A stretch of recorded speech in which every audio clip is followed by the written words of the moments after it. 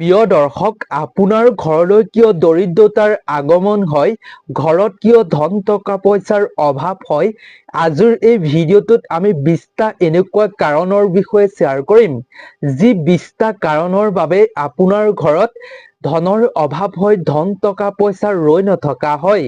ইটোৰ পিছত আন এটা বেমাৰে আপোনাৰ ঘৰত আগুৰি ধৰে। এই 20টা কাৰণ অৰ্থাৎ এই 20টা কাম যদি আপুনি নকৰাকৈ থাকে, তেতিয়াহ'লে এই সকলো সমস্যা কম দিনতে নাইকিয়া হৈ পৰিব। গতিকে এই 20টা ভুল কাম প্ৰতিজন ব্যক্তিয়ে কেতিয়াও নিজৰ ঘৰখন যদি উন্নতি কৰিব বিচাৰে, তেন্তে কৰাৰ পৰা বিৰত থাকিব। 1 নম্বৰতে হৈছে প্ৰিয় দৰ্শক, জোখতকৈ বেছি কেতিয়াও পুৰুষসকলে চুলি ৰাখিব নালাগে। চুলি দাড়ি জোখতকৈ বেছি কেতিয়াও ৰখাটো উচিত নহয়। সম্ভৱ হলে পুৰুষসকলে 40 দিনৰ মূৰে মূৰে শাস্ত্ৰৰ অনুসৰি দাড়ি চুলি কাটি থকাটো খুবেই শুভ বুলি কোৱা হৈছে। নহলে ঘৰলৈ দৰিদ্ৰতাৰ আগমন ঘটে, ব্যৱসায়িক ক্ষেত্ৰত উন্নতি কমিবলৈ আৰম্ভ কৰে বুলি কোৱা হৈছে। 2 নম্বৰতে হৈছে প্ৰিয় দৰ্শক, শাস্ত্ৰৰ অনুসৰি ঘৰলৈ আলহী আহিলে কেতিয়াও খং কৰিব নালাগে।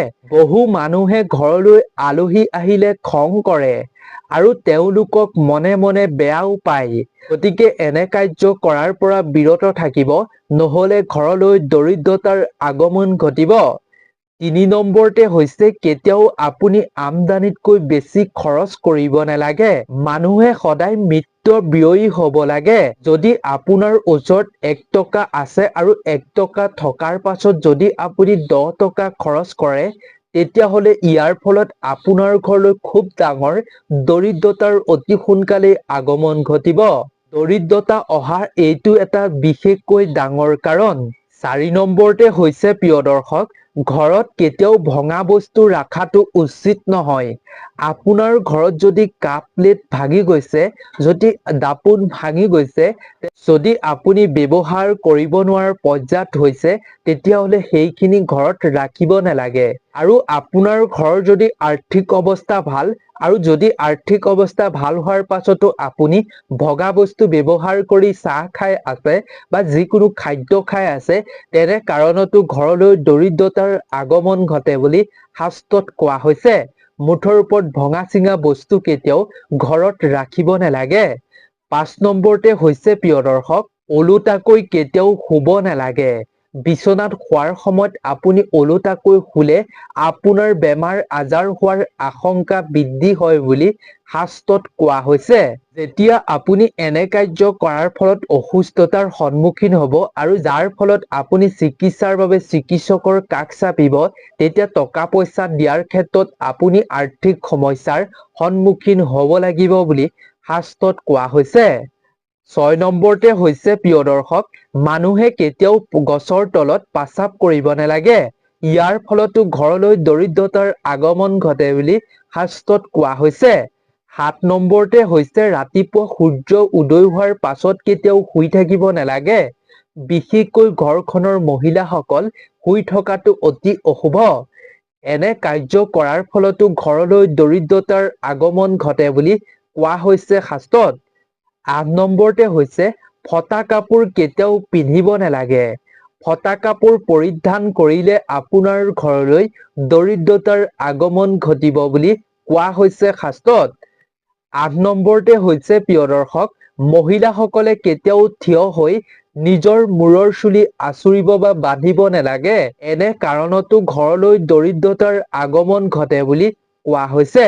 10 নম্বৰতে হৈছে প্ৰিয় দৰ্শক, আন্ধাৰত কেতিয়াও আপুনি খাদ্য গ্ৰহণ কৰিব নালাগে।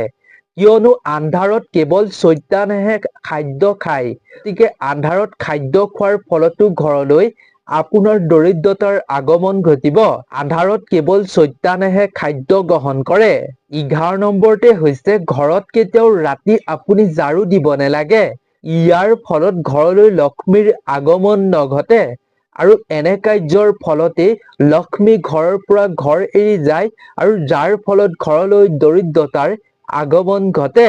12 নম্বৰতে হৈছে প্ৰিয় দৰ্শক, আপুনি যেতিয়া সন্ধিয়া বা পুৱা গধূলি ভগৱানৰ ওচৰত প্ৰাৰ্থনা কৰিব, আপুনি চাকি যেতিয়া জ্বলাব ভগৱানৰ ওচৰত, সেইখিনি সময়ত আপুনি চাকি বা ধূপ চাকি কেতিয়াও মুখেৰে ফু কৰি আপুনি নুমুৱাব নালাগে। এনে কাৰ্য কৰাৰ ফলতো ঘৰলৈ বিপদ আহিব পাৰে, দৰিদ্ৰতাৰ আগমন হ'ব পাৰে বুলি কোৱা হৈছে। 13 নম্বৰতে হৈছে প্ৰিয় দৰ্শক, কেতিয়াও মানুহে কথাই কথাই কেতিয়াও শপত খাব নালাগে। প্ৰায় মানুহে প্ৰতিটো কথাতে প্ৰতিটো মিছা কথা হ'লেও শপত খায়। কিছুমান মানুহেতো মিছা কথাত ভগৱানৰ শপত, মাক দেউতাকৰ শপত খায়। এনে কৰা ব্যক্তিসকলে জীৱনত কেতিয়াও উন্নতি হ'ব নোৱাৰে। এনে ব্যক্তিসকলৰ ঘৰলৈ দৰিদ্ৰতাৰ অতি সোনকালেই আগমন ঘটে আৰু সেই ব্যক্তিসকলৰ হাতত টকা পইচাৰ অভাৱ অনাটন প্ৰায় হোৱাৰ এক প্ৰধান কাৰণ হৈ পৰে তেওঁলোকে মিছা কথাত ভগৱানৰ শপত, মাক দেউতাকৰ শপত খোৱাৰ বাবেই। গতিকে এনে কাৰ্য কৰাৰ পৰা বিৰত থাকিব। 14 নম্বৰতে হৈছে প্ৰিয় দৰ্শক, শ্মশান বা কবৰস্থানত কেতিয়াও আপুনি হাঁহিব নালাগে। কিয়নো প্ৰিয় দৰ্শক, ইতিমধ্যে সেই ঠাইখন শূন্যতাৰ পৰিৱেশ হৈছে। গতিকে তাত যদি আপুনি উপস্থিত হৈ আপুনি যদি হাঁহি খিকিন্দালি কৰি থাকে, তেন্তে ইয়াৰ ফলতো ঘৰলৈ দৰিদ্ৰতাৰ অহাৰ কাৰণ হ'ব পাৰে। 15 নম্বৰতে হৈছে প্ৰিয় দৰ্শক, মনলৈ আপুনি কেতিয়াও ঋণাত্মক চিন্তা আনিব নালাগে। এনে কাৰ্যৰ ফলতো আপোনাৰ মন বেয়া হৈ আপোনাৰ কৰ্মত মন নবহা হ'ব, যাৰ ফলত আপোনাৰ ঘৰলৈ দৰিদ্ৰতাৰ আগমন ঘটিব। 16 নম্বৰতে হৈছে খাদ্য খোৱাৰ সময়ত আপুনি হাত ভৰি নোধোৱাকৈ কেতিয়াও খাদ্য গ্ৰহণ কৰিব নালাগে। আমি সকলোৱে জানো খাদ্য খোৱাৰ সময়ত আপুনি হাত মুখ ধুই ভগৱানক প্ৰাৰ্থনা কৰি খাদ্য গ্ৰহণ কৰিব লাগে।